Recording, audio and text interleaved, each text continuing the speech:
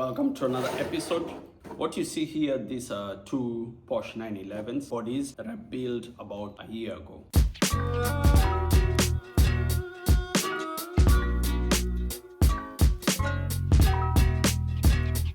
But I've never gotten the chance to test them. It's just one of those things that I built and put it on the shelf and said, because I like Porsches, I like the Martini, and it took a lot of time to be able to make it the way it is with the Japanese style. As you can see at the front, it has this part extended. So in Japan in the 80s and the 90s, they used to JDM their cars and build a front like an extended fender, or just for style and grace. I don't know why they used to do that, but because I like Porsche chassis, Porsche bodies, Porsche cars, Porsche everything, law of attraction. We're going to try that one on yokomo. This is my drift chassis. Here we have the RC. This is actually the body for it. It looks like not the best, but the reason for that is because I usually, as I'm practicing, I bash it a lot. So I learned that you can be able to get shoe glue.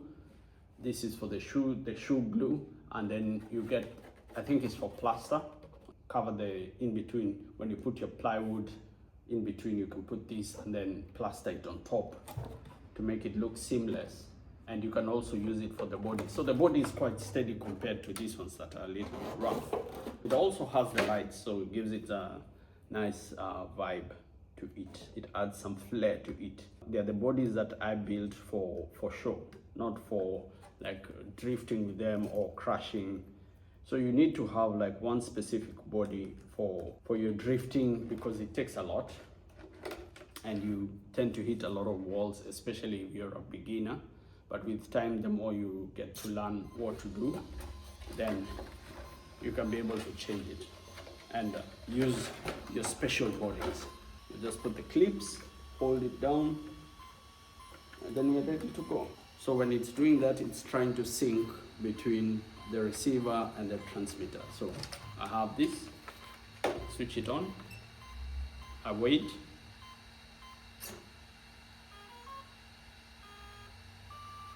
So we're good. Now we take it. I will just show you a bit of it on a close-up look. That's how it looks. The front, the back. Maybe I take a picture for the thumbnail.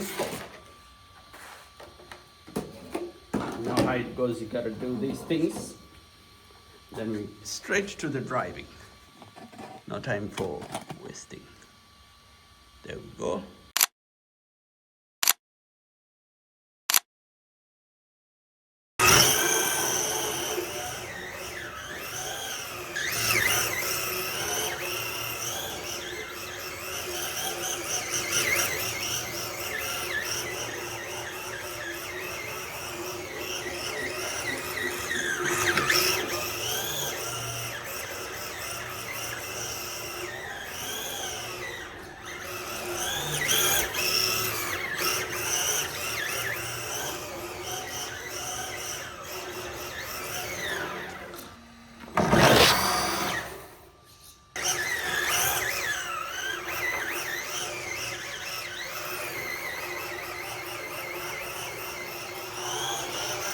You can see also the wheels are slightly slanted on the side, so they gives it a bit of an edge.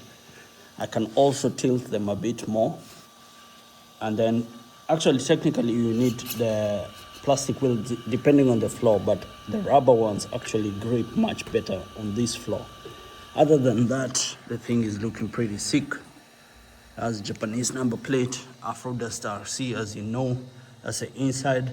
The next thing that I'm going to do for this is make a roll cage inside, maybe something like in red, and then we see how it looks. I can also try out the other one, the white one. I don't have the holes like this one to be able to check it out, but let's go and see whether we can do it. So let's try this one and see how it feels. So to be able to make the holes, you have to have this particular equipment. So with the right equipment, you can be able to make the holes. So the other phone went off. As you can see, it's charging. So what I'll try and do is make the holes on this one, on both sides. I'm going to take the risk again. It looks like it's on it's like you took your car to the mechanic and you put it on the lift. Bro, chill out. There we go.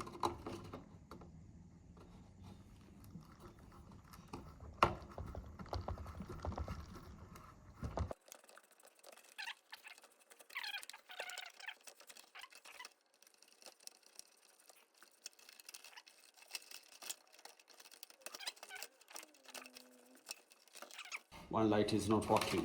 My JDM Drift Inferno. Call it the Drift Inferno. The single light.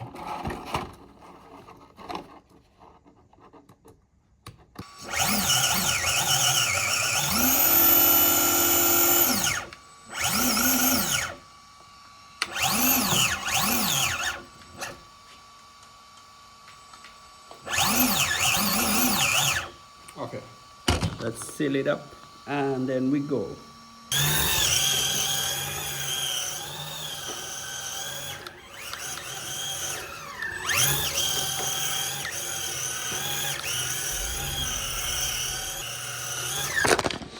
No, better behave yourself, man. Let's try that again. It's a drift, Japanese style. That's why I left this, because of to pay tribute and homage to the Japanese JDM style of modifying their cars. I don't have the huge exhaust that comes out, but maybe one day I'll modify that, maybe 3D print it. As you can see, it's Afro dust all day, every day. That's what we do.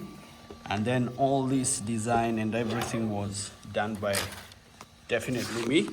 And that's the second body that we've tried. We've cut the holes, we've tested it.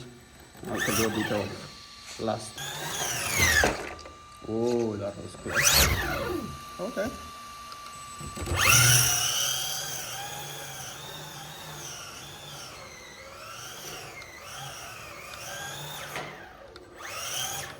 And the thing with it is the way these brushless motors work is that you can be able to fine tune it. That's why you can see if I let go of it, it doesn't move. And I've also angled the wheels. If you bring it back, you can see that I've angled the wheels for it to be able to go, to drift much easy. So from the side, you can see it's actually angled a lot.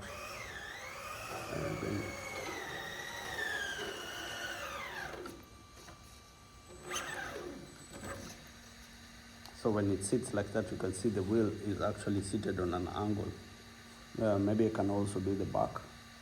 Today I've actually accomplished a lot. I've tested this body. This is a original TT2 chassis, never been driven. The thing is as new as I built it. So you can see it has never run. I think I ran it just once to test it, but I don't use it for the drift. So I use it for display. This one collects dust. It's my pride and joy in terms of building. I have another TT2 chassis from Tamiya.